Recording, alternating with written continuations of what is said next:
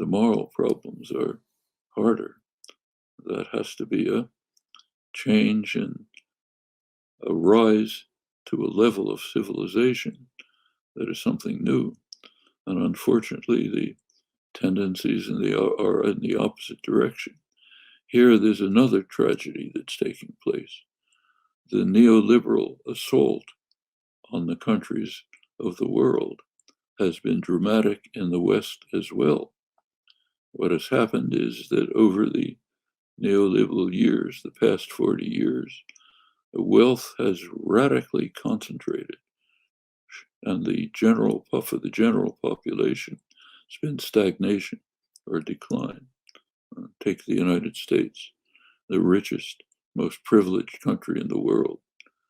There was it was just a study carried out a couple of weeks ago by one of the major research institutions, the Rand Corporation. It asked a simple question: how much wealth has been transferred from the lower 90% of the US population to the top during the neoliberal years? The number they estimate is $47 trillion through the neoliberal years. And it's not to the top 10%, it's to a fraction of the 10%.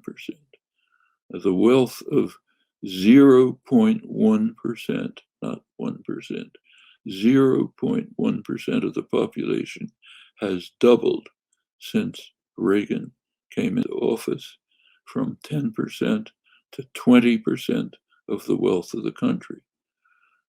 The general population has stagnated. 70% of the population in the United States tries to get by from one paycheck to the next with nothing in reserve.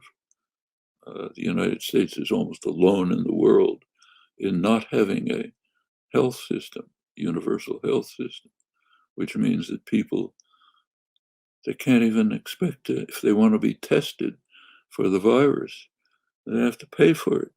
They can't. I mean, this is the richest country in history with absolutely unparalleled resources. It's been smashed by the neoliberal assault. And the same is true in Europe.